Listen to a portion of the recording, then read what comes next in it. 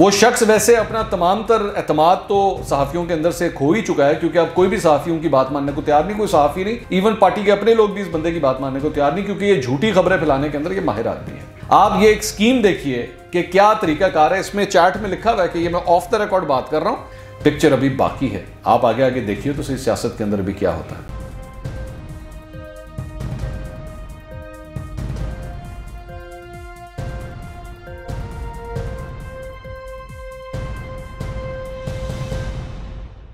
अस्सलाम वालेकुम नाज़रीन, मैं हूं मंसूर अली खान। अपने YouTube चैनल के ऊपर आपको खुशामदीद कहूँगा। सबसे पहले आपसे दरख्वास्त के चैनल को सब्सक्राइब करना मत भूलिएगा और बेल आइकन ज़रूर प्रेस कीजिएगा। नाज़रीन, पाकिस्तान तहरीक इंसाफ ने यह फैसला किया है कि इमरान खान साहब जो है वो एतमाद का वोट हासिल करेंगे कौमी असम्बली से, और इसकी वजह ज़ाहिर बात है यूसुफ रज़ा गिलानी साहब की जो जीत है कौमी असम्बली से, जिसमें उन्होंने अब्दुल हफीज़ शेख साहब को हराया, जिसकी वजह से अब ये इंप्रेशन गया है कि कौमी असम्बली से इमरान खान साहब बतौर वज़ीर आज़म एतमाद हासिल करने में नाकाम रहे हैं, जिसकी वजह से अब इमरान खान साहब को ये वोट ऑफ कॉन्फिडेंस लेना पड़ा है। अच्छा, मैं वोट ऑफ कॉन्फिडेंस के बारे में थोड़ा सा मैं आपको ये समझा दूं कि इसके अंदर होगा क्या। इसके अंदर ये होगा कि जिस तरह सेनेट के इन इलेक्शंस के लिए सारी वोटिंग हुई थी, इसी तरह दोबारा एक दफ़ा फिर वोटिंग होगी, लेकिन इस मरतबा कटहरे में सिर्फ एक शख्स खड़ा होगा और वो है वज़ीर आज़म इमरान खान साहब। और अगर ऐवान ने उनको मेजॉरिटी नहीं दी तो वो वज़ारत उज़्मा का ओहदा उनको छोड़ना पड़ जाएगा और वो फिर वज़ीर आज़म नहीं रहेंगे। इस सारे अरसे के दौरान अब मैं आपको अभी से बता देता हूं कि कौन कौन सी चीज़ें जो हैं वो अपना रोल प्ले करेंगी। सबसे इंपॉर्टेंट बात ये कि जो उनकी इत्तेहादी जमातें हैं, जिसमें MQM शामिल है, जिसमें GDA शामिल है, जिसमें काफ लीग शामिल है, जिसमें बलूचिस्तान अवामी पार्टी शामिल है और जिसके अंदर आज़ाद अरकान शामिल हैं, और ज़ाहिर बात है एक शख्स की पार्टी शेख रशीद अहमद साहब शामिल हैं, ये इनके तमाम इत्तेहादी हैं। इनके बलबोते के ऊपर ही इस वक्त पाकिस्तान तहरीक इंसाफ की हुकूमत जो है वो खड़ी हुई है। इनमें से अगर एक भी इत्तेहादी बीच में से निकल गया तो इमरान खान साहब की ये हुकूमत धड़म करके नीचे गिर जाएगी। अच्छा, दूसरी बात ये कि ये भी खबर है कि जहांगीर तरीन साहब के 10 से 15 MNAs ने भी अपना कोई रोल अदा किया है। उसके अंदर एक बड़ा इंपॉर्टेंट रोल जो है वो जो रोल अदा किया यूसुफ रज़ा गिलानी साहब की जीत के हवाले से, उसमें ये भी बड़ा इंपॉर्टेंट पॉइंट था कि यूसुफ रज़ा गिलानी साहब के जहांगीर खान तरीन साहब के साथ ख़ानदानी मरासिम भी हैं।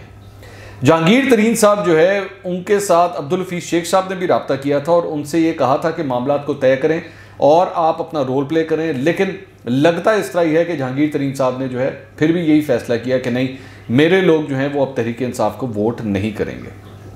अगर तो ये सारी सूरत हाल इसी तरह ही है जिस तरह ये वोटिंग हुई है, तब तो इसका मतलब है कि इमरान खान साहब के लिए मुश्किलात बढ़ सकती हैं, क्योंकि अगर इसमें से किसी इत्तेहादी ने भी ऐलान कर दिया कि अब हम इमरान खान साहब के साथ नहीं हैं, ये जहन में रखिएगा कि MQM ने अब्दुल हफीज़ शेख साहब को वोट देने से पहले भी उस प्रेस कॉन्फ्रेंस में भी ये बात कही थी कि 2.5 साल तो हमें कुछ नहीं मिला, अगले 2.5 साल भी देख लेते हैं क्या होता है। तो नाराज़गी तो वहाँ पर भी मौजूद है। अब देखना यह है कि क्या वो एतमाद का वोट देते हैं या नहीं, एक बात।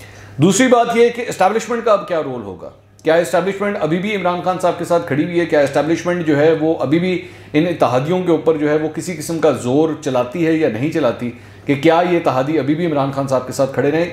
इत्तेहादियों को इस बात का तो पता है, पूरी तरह पता है कि इमरान खान साहब एक पॉपुलर लीडर अब नहीं रहे हुए, और अगर इनको दोबारा इलेक्शन आज लड़ना पड़ गया तो पाकिस्तान तहरीक इंसाफ किसी सूरत नहीं जीतेगी, बल्कि हारेगी ही हारेगी। और इसका सबसे बड़ा वाज़ेह सबूत जो है, जो ज़िमनी इंतखाबात हुए हैं उसके अंदर पाकिस्तान तहरीक इंसाफ का जो रिजल्ट आया है उससे काफ़ी हद तक वाज़ेह है। अब दूसरी खबर जो आपके साथ एक मैंने शेयर करनी है वो है कि सेनेट के इलेक्शन में जो वोट रिजेक्ट हुए हैं, कुछ ज़रा उसकी कहानी भी मैं आपको बता दूँ। मुस्लिम लीग नून और पाकिस्तान पीपल्स पार्टी की जानिब से खासतौर पर नवीद कमर साहब और अताउल्लाह तारड़ की जानिब से ये कहा जा रहा है, क्योंकि ये पोलिंग एजेंट्स के तौर पे वहां पे खड़े हुए थे, उनकी जानिब से कहा जा रहा है कि जो वोट रिजेक्ट हुए हैं उसमें इमरान खान साहब का अपना वोट भी शामिल है। उनका अपना वोट भी रिजेक्ट हुआ है। सिर्फ शहरियार आफरीदी का वोट रिजेक्ट नहीं हुआ, उसमें इमरान खान साहब का, शहरियार आफरीदी का और जरताज गुल का वोट जो है वो रिजेक्ट हुआ है। अच्छा, ये जो हार हुई है इसके अंदर ये रिजेक्टेड वोट्स का भी बड़ा कमाल हुआ है कि इसकी वजह से भी ये हार का मार्जिन जो है बढ़ गया। लेकिन दूसरी जगह के ऊपर जो मुझे तफसीलात मिली हैं वो ये है कि जो अपोजिशन इत्तेहाद है, यानी कि PDM यूसुफ रज़ा गिलानी साहब के, उनके भी 2 वोट रिजेक्ट हुए हैं।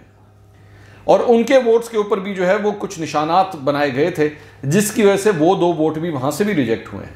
तो अगर ये वोट रिजेक्ट ना होते तो तब भी जो है वो हर सूरत ऑपोजिशन इत्तेहाद ने ही यानी कि हराना था अब्दुल हफीज शेख साहब को। एक बात। दूसरी एक और डेवलपमेंट जो हुई है वो भी ज़रा मैं आपके साथ शेयर कर दूं। मेरी इत्तला के मुताबिक, और इसके चंद सबूत भी मुझे मिले हैं, ये आपकी स्क्रीन के ऊपर भी हाजिर है। एक सहाफ़ी की जानिब से ये क्लेम किया गया है कि एक हुकूमती रुकन ने जब काउंटिंग हो रही थी सेनेट के इन वोट्स की, तो सहाफ़ियों में जानबूझकर ये खबर फैलाने की कोशिश की कि दरअसल में हम लोग जो हैं वो ये इलेक्शंस जीत चुके हैं। जी हाँ, और इसके सबूत भी मैं आपको स्क्रीन के ऊपर दिखा रहा हूँ। ये वो चैट है जो व्हाट्सएप के ऊपर जो है ये मैसेजेस भेजे गए और कोशिश की गई कि किसी तरह रिपोर्टर्स चैनलों के ऊपर ये खबर चला दें।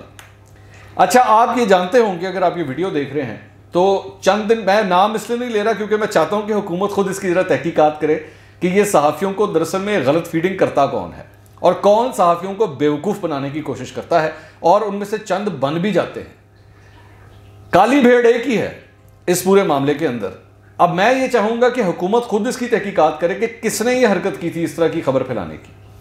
वो शख्स वैसे अपना तमाम तर एतमाद तो सहाफ़ियों के अंदर से खो ही चुका है, क्योंकि अब कोई भी सहाफ़ियों की बात मानने को तैयार नहीं, कोई सहाफ़ी नहीं, इवन पार्टी के अपने लोग भी इस बंदे की बात मानने को तैयार नहीं, क्योंकि ये झूठी खबरें फैलाने के अंदर ये माहिर आदमी है। लेकिन आप ये एक स्कीम देखिए कि क्या तरीकाकार है। इसमें चैट में लिखा हुआ है कि ये मैं ऑफ द रिकॉर्ड बात कर रहा हूँ, लेकिन मैं आपको बता दूं कि हम लोग जो है वो ये वोट लेने में कामयाब हो गए हैं, लेकिन मेरा नाम नहीं लेना आपने इसके अंदर। तो ये बड़े सोचे समझे तरीके के साथ मीडिया को मैनिपुलेट किया जाता है और किस तरह झूठ फैलाया जाता है, किस तरह हर किस्म का जिसे रंगबाजी कहते हैं, ये लोग रंगबाजियां फैलाने की भरपूर कोशिश करते हैं। लेकिन बहरहाल अब गेम जो है वो बड़ी एक इंटरेस्टिंग डेवलपमेंट की तरफ जा रही है और इसके अंदर भी अब हर मुमकिन कोशिश होगी कि इमरान खान साहब ये वोट ऑफ कॉन्फिडेंस ना ले सकें। लेकिन अब मुल्क की सूरत हाल, मुल्क के अंदर जो सियासी माहौल है वो उसके अंदर मजीद गर्मी आएगी। पीडीएम की वो तहरीक जो 26 तारीख को शुरू होनी थी, 26 मार्च को जो एक लॉन्ग मार्च का ऐलान किया गया था, उसमें एकदम और भी ज़्यादा गरमाइश आएगी, उसके अंदर और भी ज़्यादा जोश और वलवला आएगा।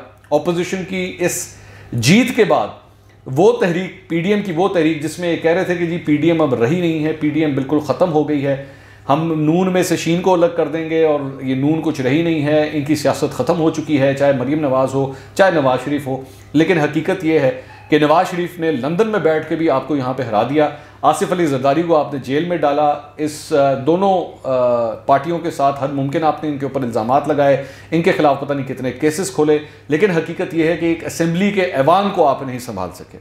और तो और वो लोग जो इस वक्त मुल्क की बागडोर संभाले हुए हैं, उनको वोट तक नहीं देना आता कि जाके हमने वोट किस तरह देना है। एक बेसिक सा काम है ये। एक 18 साल का बच्चा जब वोट देने जाता है उसको भी मालूम है कि वोट किस तरह देते हैं, वो पहली दफ़ा भी वोट डालने जाता है।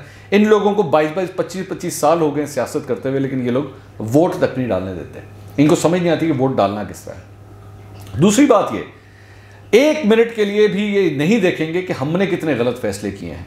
आपने वोट, आपने अपने जो टिकट बांटे इस पूरे सेनेट के अंदर, वो किस किस शख्स को देगी। केपी के अंदर अरबपति आ गए पाकिस्तान तहरीक इंसाफ की टिकटों के ऊपर।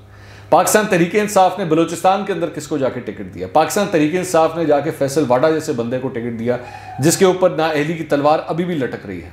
वो ये कौमी असम्बली की सीट से रिज़ाइन करके अगर वो उधर चले गए, इसका मतलब ये नहीं है कि उनका जो नाअहली की तलवार है वो ख़त्म हो गई है। तो ये इनका अपना किया धरा है। पाकिस्तान तहरीक इंसाफ ये अगर ये समझ रही है कि एतमाद का वोट लेके बहुत बड़ा कोई कारनामा कर दिया है, पिक्चर अभी बाकी है। आप आगे आगे देखिए तो सही सियासत के अंदर भी क्या होता है। अगले वीलॉग में दोबारा मुलाकात होगी। अल्लाह हाफ़िज़।